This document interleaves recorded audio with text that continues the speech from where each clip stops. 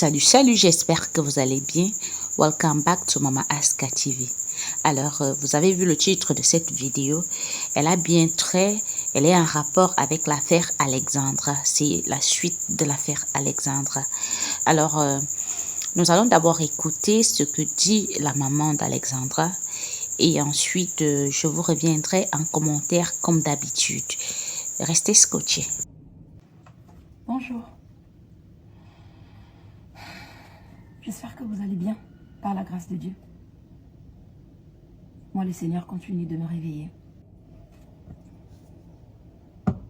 À lui la gloire. Je lui rends grâce. Je voudrais un peu partager avec vous. Quand je suis venue ici au Canada, on m'avait octroyé un visa de 2 mois. 2 mois, une seule entrée. Ne sachant pas que le résultat du coroner allait prendre autant de temps. Et le résultat du coroner doivent prendre 3 à 4 mois. Et avec le visa qu'on m'avait octroyé, 2 mois, une seule entrée. Donc, ce qui devrait dire que je n'allais pas pouvoir être là au moment où les résultats seront rendus. Ce qui est inacceptable, inadmissible. Donc, j'avais sollicité un renouvellement de visa pour pouvoir avoir au moins la confirmation ici, parce que de toute façon, je savais que mon visa allait être apposé à Kinshasa. Mais j'avais voulu avoir comme une garantie, en fait, que j'allais bien être présente quand le coroner allait rendre ses résultats. Et là, on m'apprend qu'il faudrait que je rentre à Kinshasa et que je patiente mon visa à Kinshasa. De 1. Voilà. Deuxièmement, par rapport à ce qu'on m'a appris, si seulement aussi j'étais à l'aise avec le fait de savoir ma fille à la morgue et moi dormir sur un lit, si seulement je pouvais être à l'aise avec ça, rassurez-vous que je n'allais pas bouger. Et si seulement aussi j'étais hors la loi, je n'allais pas bouger. Je ne suis pas une hors la loi. Je suis quelqu'un qui respecte la loi. Et vous savez, quand vous devrez prendre une décision, prenez une décision qui va être accompagnée de la paix, de vous-même, d'abord, premièrement. Ne vous laissez pas malmener ou trimballer de gauche à droite, que les décisions que vous prenez ne puissent pas venir de vous, non. Alors, c'est invivable pour moi de savoir ma fille à la morgue et moi dormir sur un lit. Et il m'arrive en ce moment, depuis que j'ai perdu ma fille, à me demander, quand je suis devant une décision à prendre, à me poser la question, qu'est-ce qu'elle aurait fait, elle? Quelle décision qu'elle aurait prise, elle, à ma place, Alexandra? Depuis un moment. Et Alex était une personne douce, une personne honnête, une personne qui faisait confiance, une personne qui respectait la loi. Bah oui, elle a été éduquée par moi, bien sûr. Mais il y a d'autres enfants qui partent aussi en vrille. Elle n'était pas partie en vrille. Et bizarrement, au lieu que je reste à me dire, c'est moi qui pense comme ça, mais non. Je reste là maintenant à me dire, c'est ce que Alexandra, c'est comme ça qu'elle aurait agi. Et je ne suis pas une hors-la-loi. Donc, les autorités canadiennes m'ont promis de renouveler mon visa déjà Ils vont renouveler mon visa à Kinshasa, que j'aurai mon visa pour pouvoir être ici quand le résultat du coroner sera rendu.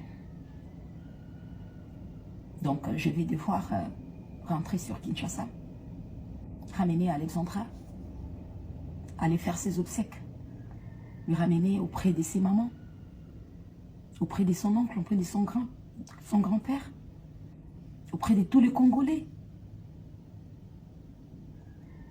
afin qu'elle repose en paix. Qu'on fasse ses obsèques, qu'elle repose en paix. Que je revienne, que je retourne ici, étant forte, sans culpabilité.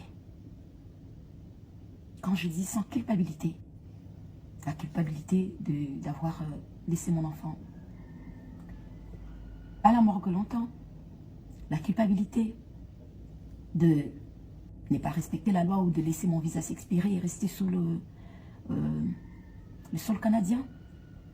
En ce moment, je reviendrai ici, zen, en paix, avec moi-même, sereine, sachant que je viens pour faire justice, pour chercher la justice pour ma fille. Donc, je respecte la loi. Je ne suis pas une hors-la-loi. Je ne suis pas une sauvage. Je rentre sur Kinshasa. Aller faire reposer ma fille. Et attendre. Impatiemment, pour ne pas dire, ben voilà, le résultat du coroner et mon visa en même temps. Parce que ma fille était ma motivation. Donc je ne vois pas qu'est-ce qui pourra m'occuper parce que je travaillais. J'ai travaillé dur, j'ai toujours travaillé dur pour elle. Donc je ne vois pas qu'est-ce qui pourra me motiver en ce moment que la justice de ma fille. J'ai hâte. Et j'aimerais bien faire les choses. Je ne rendrai pas justice à ma fille dans l'injustice. Non. Non, je ne le ferai pas. Je suivrai le cours de la loi. Alors, si, c'est mon si, il y aura injustice, alors là, ça sera réellement, ça sera catastrophique. Parce que pour mon bébé, pour ma fille, je suis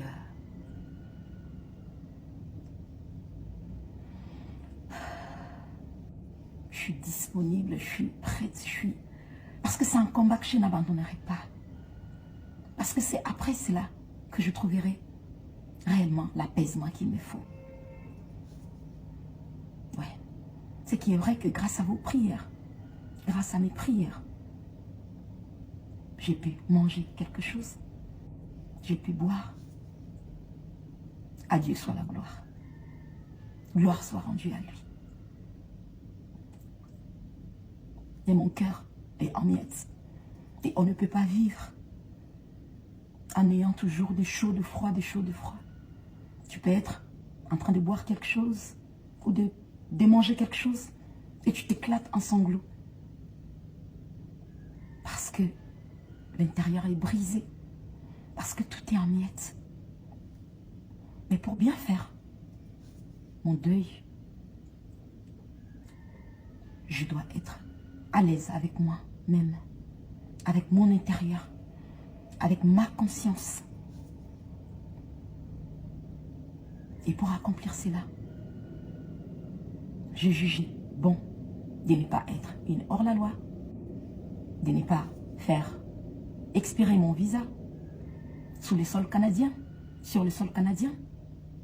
de rentrer sur Kinshasa, de patienter ce renouvellement du visa, vu que mon cas, c'est un cas humanitaire, donc ça ne prendra pas trop de temps. On me donnera juste le visa, le temps de patienter le résultat du coroner. Et le résultat du coroner, voilà, ça sera dans quelques mois là. Et je vais pouvoir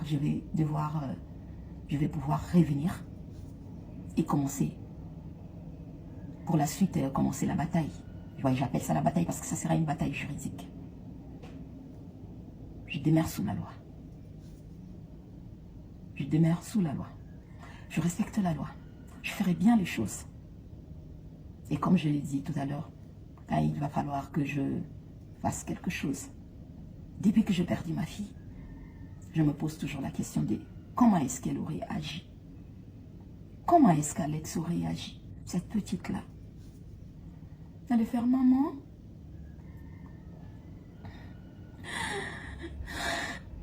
Bref, elle allait dire tout ce qui est... Tout ce qui sera en rapport avec la paix.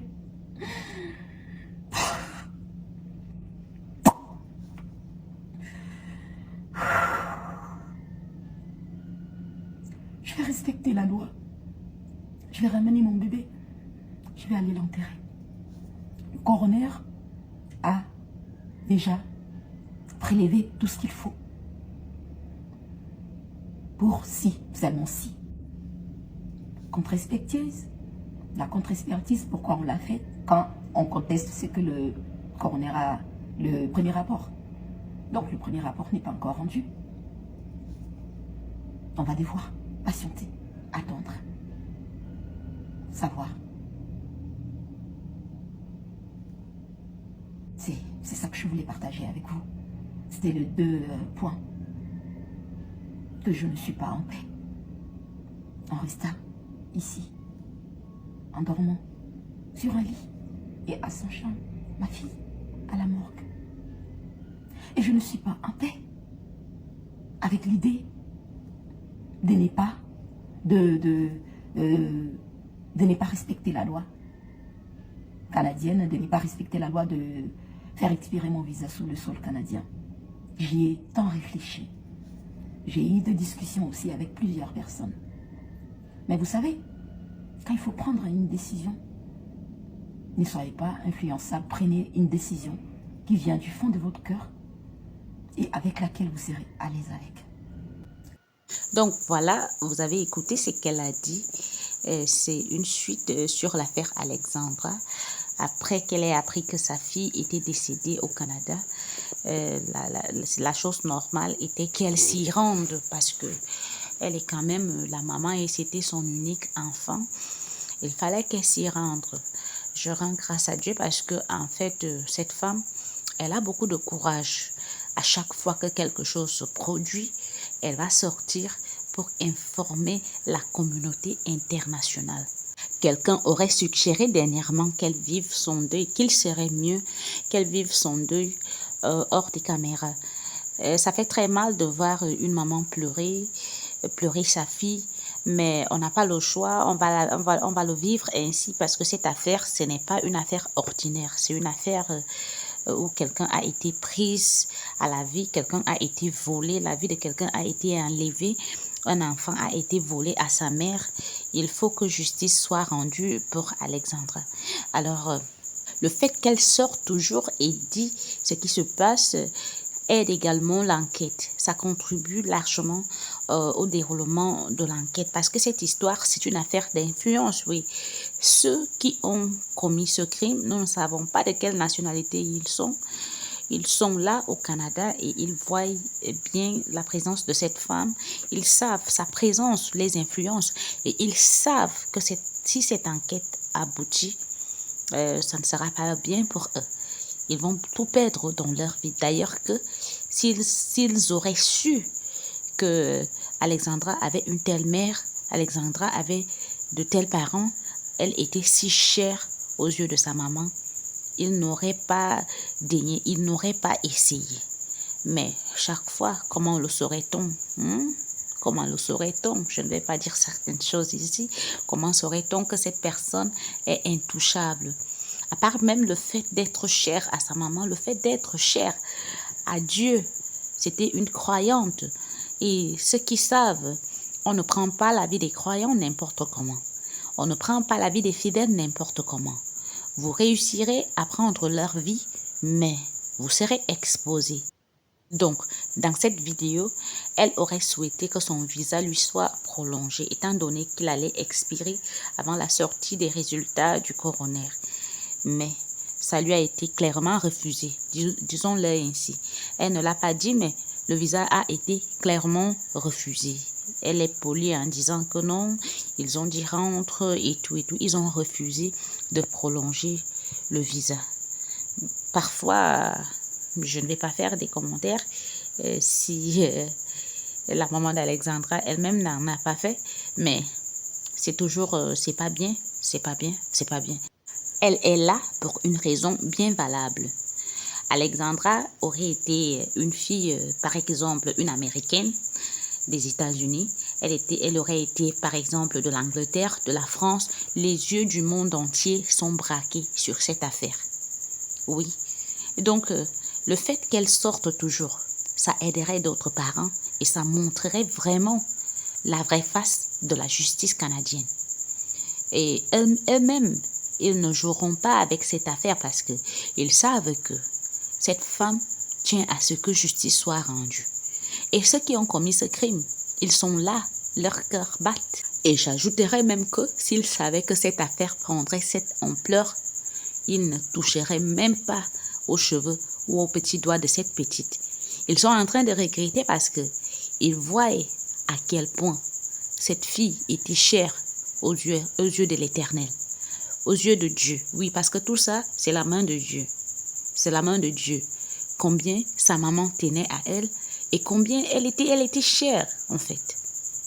Parce qu'il y a des gens, on prend leur vie et personne n'en entend parler. Mais cette affaire, oui. Donc, maman Alexandra, courage à vous. Vous êtes une bonne maman et la main de l'Éternel ne vous lâchera pas. Accrochez-vous, continuez à vous accrocher en l'Éternel.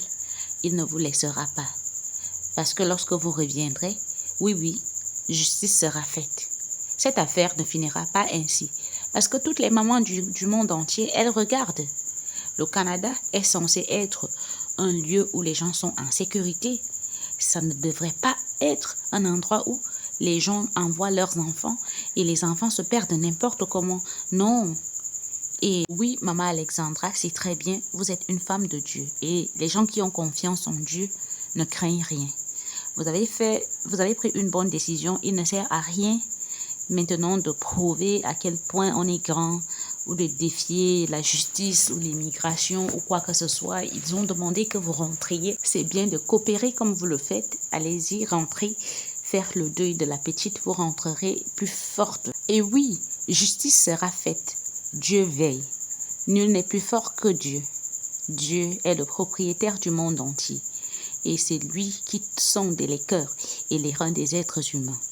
Donc, cette affaire, la lumière y sera faite. Et ceux qui ont commis cette histoire-là, ils vont payer pour ça. La justice sera faite.